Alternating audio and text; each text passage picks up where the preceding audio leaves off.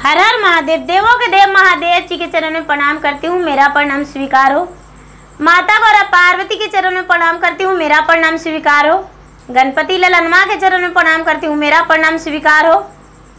अपने से बड़े को चरण में प्रणाम करती हूँ, मेरा प्रणाम स्वीकार हो। गुरु भाई बहन, मैं एक कथा सुनाने जा रही हूँ। इस कथा को पूरा सुनिए और रह जानिए। आधी नहीं, आधी सुनने में शिवगुरु का अपमान होती है और पूरा सुनने में ज्ञान, इसलिए कथा को पूरा सुनिए और रह जानिए। हर हर महादेव, घर घर महादेव। गुरु भाई बहन, एक ब्राह्मण थे। ब्राह्मण के गांव में 7 साल से इमरजेंसी हो रहा था। वहां अन्न बड़ी मुश्किल से मिलता था। किसी का घर भी अनाज नहीं था। वहां के लोग बड़ी मुश्किल से अपना जीवन बिता रहे थे। कोई आलू तो कोई शकरकंद खा के, किसी के घर मड़ुआ मकई होता, किसी के घर ना भी होता। बड़े मुश्किल से अपना जीवन व्यतीत कर रहे थे। गुरु भाई बहना, वहां एक ब्राह्मण थे। तो ब्राह्मण के घर 7 दिन से चूल्हा नहीं जला था। ब्राह्मण की पत्नी कहती है ब्राह्मण से, हे महाराज, आज भूखे मुझे रहा नहीं जा रहा है। आज मेरा प्राण निकलने वाला है। यदि आप किसी जगह से कहीं से अन्न नहीं लाके देंगे तो मेरे अंदर जीवन आज नहीं रहेगा। 7 दिन बिना भोजन के हो गया है। ब्राह्मण कहते हैं, हे सती, तुम्हें 7 दिन हो गया है तो मुझे भी 7 दिन हो गया है। लेकिन मैं क्या करूं, किसके दरवाजा जाऊं? 7 साल से अन्न नहीं उपजा है। भला जिससे मांगता हूं वही बोलता है। ब्राह्मण देवता कहां से अन्न दूं? मैं किसके दरवाजा जाऊं? ब्राह्मणी बोली, हे पतिदेव जी, कहीं से भी थोड़ी सी अन्न ले आइए। ब्राह्मण घर से निकल गए और किसी खरियान में जाकर, किसान के खरियान में जहां पर रखते हैं अनाज वाली बोझा, वहां पर जाके और देखने लगे तो जौ बिखरा पड़ा मिला। जौ को ब्राह्मण चुनने लगे। चुनते चुनते थोड़ा सा जौ इनके पास हो गया। ब्राह्मण देवता घर लेकर आए, अपने पत्नी को दिए। लीजिए, किसान का खरियान में जौ था, इसे कुट पीस कर और भोजन बनाइए और भोजन कर लीजिए।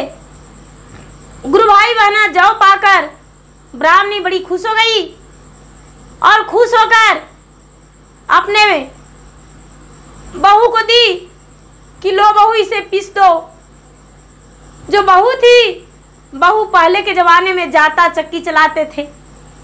जाता के चक्की चलाकर दोनों मिलके पीस लिए और पीसकर और बहू ने उसका भोजन बनाई। तो गुरु भाई बहना, 4 परिवार थे ब्राह्मण, एक बेटा, एक बहू, एक ब्राह्मणी, एक ब्राह्मण।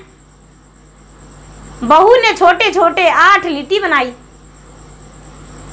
8 लिट्टी बनाई और बनाकर अपने सास से कहती है, माता जी, भोजन बन गया, पिताजी को बोल दीजिए खाने को लिए, आप भी खा लीजिए। अपने पति को भी बोली, आप भी खा लीजिए। ब्राह्मणी बोली, बहू, पहले उन दोनों का दे दो। अपने पुत्र और अपने पति का भोजन देने को लिए बहू से बोल दी। बहू ने भोजन अपने पति का और अपने ससुर का लगा दी। जैसा ही भोजन परोसी, जैसी भगवान भोलेनाथ परीक्षा में पहुंच गए, परीक्षा लेने को लिए द्वार पे खड़ी हो गई। बम बम भोले, हर हर महादेव, हर हर महादेव कहते द्वार पे खड़ी हो गई। कहते हैं कि भोलेनाथ तो अनेक रूप धरने वाले हैं, इनका नाम तो कहना नहीं है। तो जब खड़ी हो गए गुरु भाई बहना, तो कहते हैं कि बचा भोजन मिलेगा। ये ब्राह्मण कहते हैं बाबा क्या करूं, मेरे घर 7 दिन से चूल्हा नहीं जला था, लेकिन आज किसान के खेत में से जौ लाए हैं, बिनकर बहू ने कूटी पीसी है, इसे लीटी बनाई है, हम लोग 7 दिन का भूखा है। बाबा भोलेनाथ कहते हैं कि हे ब्राह्मण, मैं आस लगाए आपके दरबार पे आया हूं, मैं 14 दिन से भूखा हूं, क्या करूं, मेरा आज जीवन नहीं बचेगा। ब्राह्मण कहते हैं हम 7 दिन से भूखे हैं, तो मेरा आत्मा जो है वो लग रहा है निकल जाएगा। बहू थी वहीं पे खड़ी, उसके ससुर ने क्या किए कि अपना 2 लिट्टी भोजन जो था वो बाबा को परोस दिए और बोले बाबा आप खा लीजिए और खा के अपना भूख मिटा लीजिए। भोलेनाथ माया रूपी जो बदले हुए थे अपना माया रूप, उन्होंने 2 लिट्टी खा लिए और कहते हैं कि हे ब्राह्मण, 2 लिट्टी से तो मुझे कुछ नहीं हुआ, थोड़ा सा भूख नहीं मिटा, मैं क्या करूं। सास भी जो ब्राह्मणी थी वो भी अपना लिट्टी दे दी भोलेनाथ को, भोलेनाथ ने उसे भी खा लिए, फिर भी उनका भूख नहीं मिटा। बहू जो थी वो भी दे दी, बेटा जो था बेटा झट से अपना लिट्टी खा गया, सोचता है कि मेरा लिट्टी पर भी वो बूढ़ा बाबा हाथ फेर देंगे, हम देने वाले नहीं हैं। बड़ी मुश्किलों के बाद मुझे तो 2 लिट्टी मिला है, हम नहीं दान करेंगे, हम नहीं देंगे, मुझे पुण्य नहीं कमाना है। तीनों मिलकर दे दिए। भोलेनाथ ने आशीर्वाद दिए, हे भगवान आपका जीवन सुखी रहे, आपका जीवन स्वर्ग का प्राप्ति हो और जन्मों जन्मांतर में सुखी मिले, बड़े बड़े राजा हो जाए। इस जन्म में दुख हुआ, अगले जन्म में बहुत बड़ा राजा हो जाए। हे भगवान, मेरा जीवन जो था अन्न के लिए तरस रहा था, पानी के लिए तरसता रहा था, लेकिन इन्होंने मुझे भोजन कराया, अपना भोजन मुझे दे दिए। इतना कह के भोलेनाथ चले गए।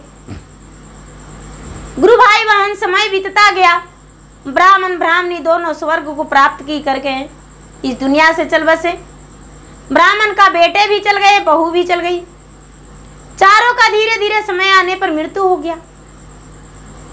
जो ब्राह्मण थे एक राजा के घर में जन्म लिए, ब्राह्मणी एक रानी के घर में। उसी समय भोलेनाथ उसे आशीर्वाद दिए थे लड़का को कि तूने भोजन दान करने से कतराया है, जाओ पुत्र तुम नरक आओगे, नरक जाओगे। ये जो ब्राह्मणी थी उसका आशीर्वाद मिला कि तू परी बनोगी। इन दोनों का आशीर्वाद मिला कि राजा। गुरु भाई बहना, ये दोनों राजा के घर में जन्म लिए, दूसरे दूसरे राजा के यहाँ। ये जो ब्राह्मण की बहू थी उसका परी घर में जन्म लिया। जो बेटे था, बेटे 9 महीना माँ के पेट में रहता था और जब माँ के पेट से बाहर आता था तो मृत्यु हो जाता था, नरक आता था, नरक जाता था, बार बार उसी तरह मृत्यु हो जाता था। गुरु भाई बहना, ये जो राजा थे, राजा के ओद्र से जो जन्म ली, रानी के ओद्र से दोनों, तो दोनों बड़ा हो जाने के बाद दोनों राजा रानी बन गए। फिर से विवाह हुआ, फिर से एक हो गए, दोनों पति पत्नी बन गए। लेकिन उनका जो धन था, इतना बड़ा राजा बने, इतना बड़ा राजा बने, इतना धन हो गया, इतना धन हो गया कि राजा धन को देखकर पूरा पागल सा थे। उन्हें लग रहा था कि कौन सा पूर्वजों का कर्म हम किए हैं जो इतना बड़ा राजा हम हैं। मुझे धन रखने और संभालने के लायक भी समय नहीं मिलता है, उतना भी नहीं कर सकता हूँ। मेरा मजूर जो है किसी को दान देता हूँ फिर भी मेरा धन घटता नहीं है। आखिर क्या कारण है? कौन सा हम पूर्व जन्म में कर्म किए हैं? रानी कहती, राजा साहब आप बड़े चिंतित हैं, क्यों नहीं आप पूरा फैला देते हैं संसार में कि लोग आपका बता दे कि आपका सही क्या है गलत क्या है। राजा साहब पूरे नगर में ढिरवारा पिटवा दिए कि भाई कौन सा जन्म हम कर्म किए हैं, कौन सा जन्म में जो मेरा इतना धन संपत्ति, इतना बड़ा राजा है और मेरा घर में कोई कमी नहीं है, मेरा बेटा बेटी सब कुछ भरा है, धन धान से भरा हुआ है घर। बहुत सारे आए ब्राह्मण लेकिन कोई नहीं ऐसा बताए। गुरु भाई बहना वहां के गांव के एक मूर्ख ब्राह्मण थे। मूर्ख ब्राह्मण थे, वो कहीं भी भिक्षा मांगने जाते थे, उन्हें भिक्षा नहीं मिलता था। उनकी पत्नी प्रतिदिन डांट फटकार देती थी। उनकी पत्नी बोली, देखिए आप क्यों भटक रहे हैं, देखिए वो राजा के यहाँ बहुत सारा ब्राह्मण आए हैं, पोथी पत्रा देखते हैं, सबको राजा साहब भोजन देते हैं, आप भी जाइए राजा के यहाँ, आपको भी भोजन मिलेगा। यदि आप नहीं जाइएगा तो आपको भोजन नहीं मिलेगा। लेकिन सबसे पहले यही बताना होगा कि राजा को कौन सा पूर्व जन्म के कर्म से राजा इतने बड़े राजा हैं। ये मूर्ख ब्राह्मण बोलता है, अरे पगली हम तो कुछ जानते ही नहीं है, मुझे तो पत्रा पढ़ना भी नहीं आता, तो भला हम कैसे बताएंगे, मुझे कोई पता नहीं है। ये ब्राह्मणी कहती है, जाइए ना, भोजन तो 2 वक्त के मिलेगा ना, जाकर खाइए। ये ब्राह्मण जो थे ब्राह्मण घर से निकल गए। रास्ते में एक सियारिन थी, आपस में बात कर रही थी। सियार बोलता है सियारिन से, अरे सुनो, आज के दिन ये मूर्ख ब्राह्मण जो है कहाँ जा रहा है पगला, पता है? सियारिन बोलती है, कहाँ? राजा के घर ही जा रहा है, लेकिन जाके करेगा क्या? ये ब्राह्मण सुन रहा है, करेगा क्या?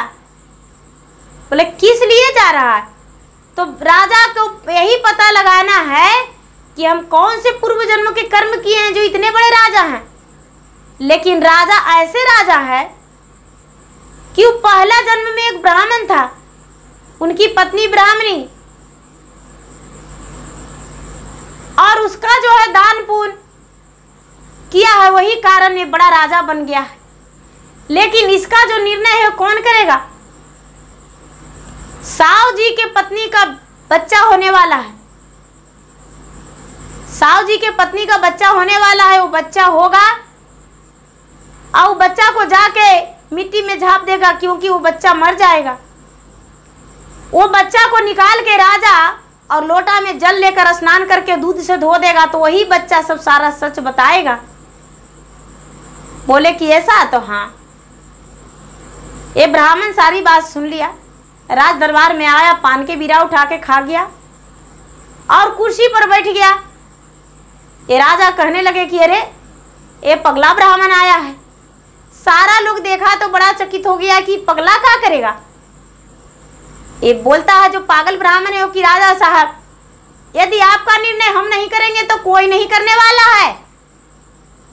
मुझे मूर्ख मत समझिए, लोग मूर्ख कहते हैं लेकिन हम मूर्ख नहीं हैं। बोले कि तो अच्छा, तो ठीक है बताइए। कहने लगे कि राजा साहब, आज की रात्रि आप चौवटिया रास्ता पर बैठ जाइएगा। यहाँ के एक तेली के घर में उनकी पत्नी गर्भवती है, आधी रात में उसको बच्चा होगा।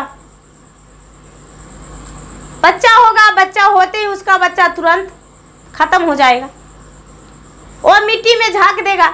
वो बच्चा को आप दूध से जल से धोकर और दूध से नहाकर पूछिएगा तो सारी राज वही बताएगा। बोले ठीक है। यदि ब्राह्मण सच नहीं हुआ तो 2 खंड कर देंगे। एक मूर्ख ब्राह्मण कहता है, राजा साहब आपसे आप जैसा महल बनवाएंगे और हम कभी हार सकते हैं? नहीं राजा साहब। लोग कहने लगे, जहां बड़े बड़े ढोल वहां खंजरी का कौन मोल। इतना व्यास मुनि आए हुए हैं और कोई नहीं बता रहे हैं। भला ये पगला मूर्खवा ये बता देगा सही। लेकिन राजा को बोल दिए थे कि आधा धोती पहन के अब आधा धोती ओढ़ लीजिएगा, तभी आप कर पाइएगा। राजा साहब पता किए दाई दासी से, तो पता चला कि सच में उनकी पत्नी जो है गर्भवती है। राजा साहब अपने दाई को भेजे।